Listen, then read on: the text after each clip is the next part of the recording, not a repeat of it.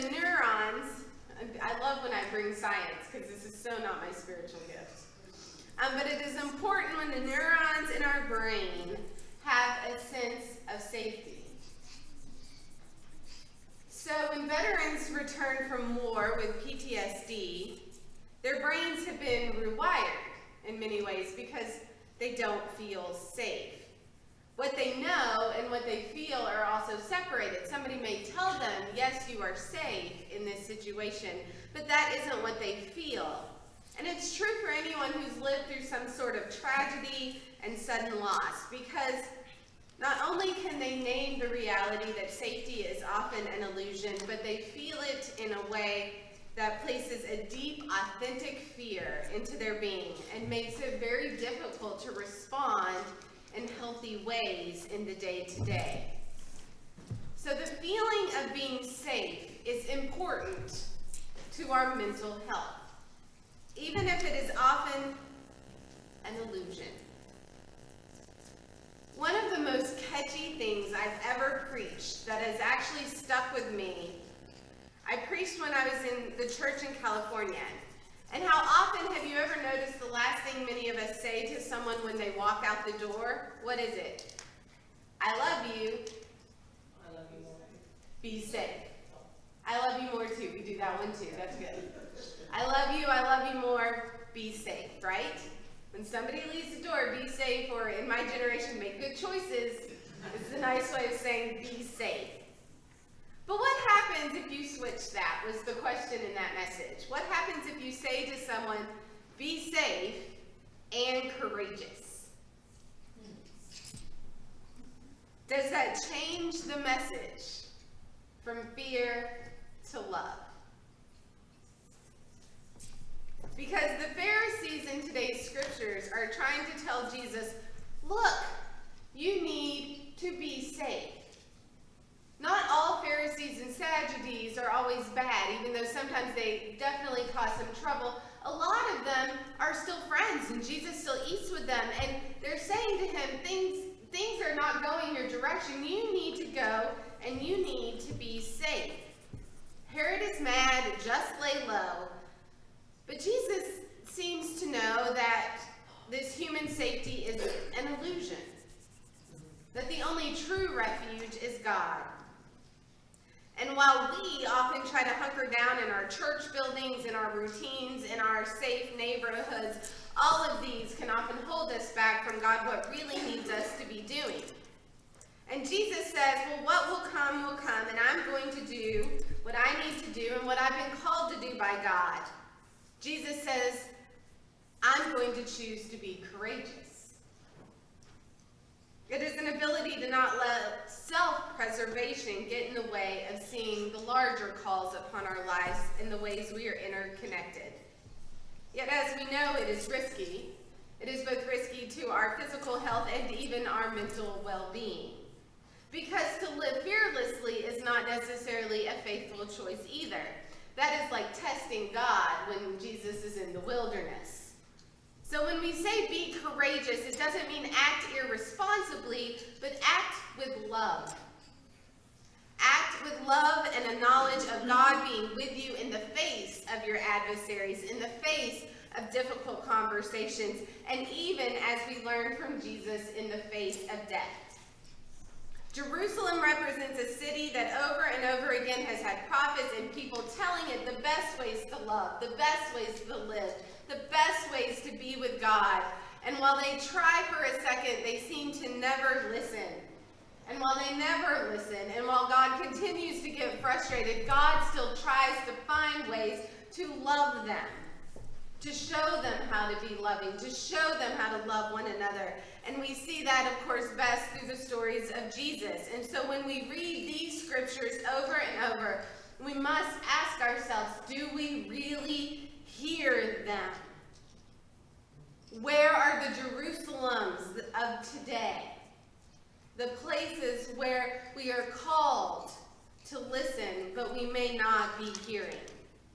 Because I believe that Jesus and the Spirit of God and God is moving in this world today with wonderful work, and yet there are many places where it is very easy for us to not listen.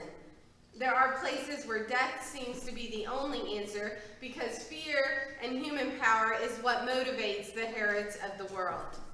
And yes, Jesus being Jesus doesn't have to hide from death.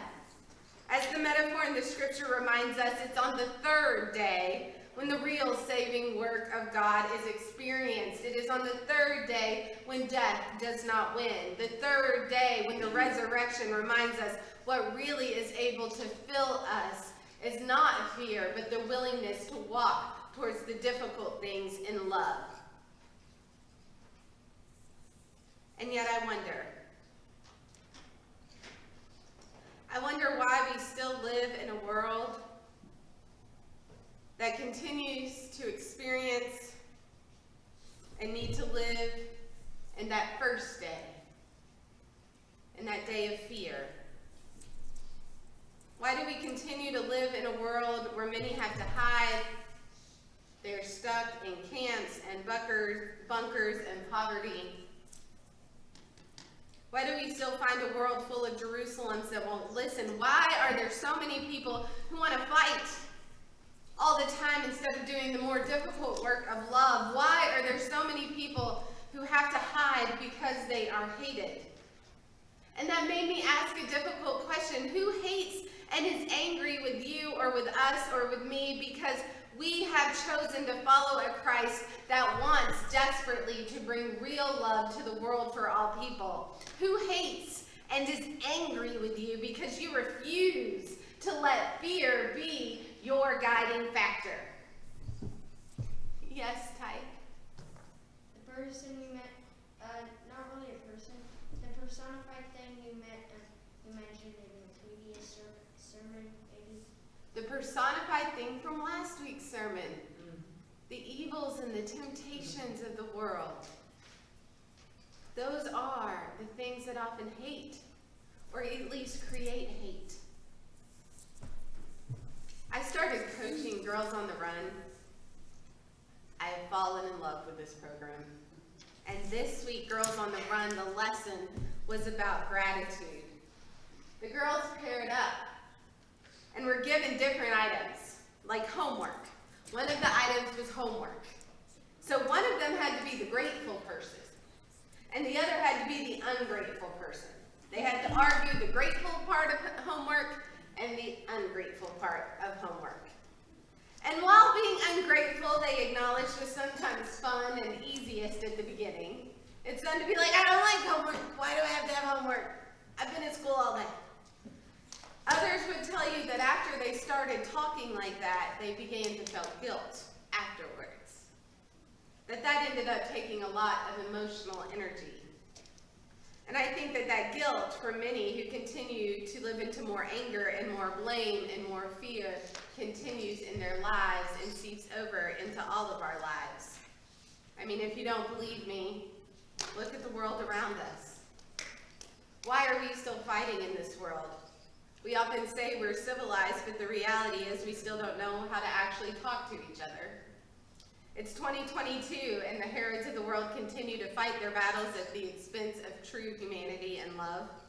And we continue to need resurrection because much of our world is constantly leading to unnecessary death of humanity and creation. Not only do many have to stay hidden away, they have to stay hidden away in the reality that they aren't safe otherwise. And others of us who think we are safe, it is just an illusion. And thus we stay hidden because there is fear and we are stuck in the middle of powers and principalities that are beyond our control often and think that they know best. But no one should have to hide away and not live into the gifts that God has given them. That is what today's scripture reminds us. Jesus says, no, I have a call of God's love and I am not hiding away. And yet we live in a country where many can't live into their gifts because they have to have a job that pays health insurance just to survive. Or we live in a world where many still go hungry even though there is easily still enough food for everybody. We live in a world where the foxes who are trying to stop God's love are everywhere.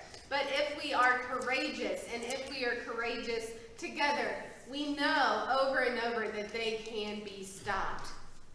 But doing God's work isn't safe. Following Jesus isn't safe. It is an act of courage. It means to fill up the places in the world that is empty. It means that when you leave your house, you say, be safe, but also be courageous. So be courageous. It's hard to do, but be courageous. And we are still called to do that because we trust in that third day, in that resurrection, and we can fill ourselves up because we know a God that still finds ways to love us, and we believe in a God that finds ways to love others because we know Jesus, who walked the difficult roads before us and beside us, and we know the sacred safety of God's love. It isn't a safety that keeps us safe from harm, but a safety that keeps our hearts safe from hate.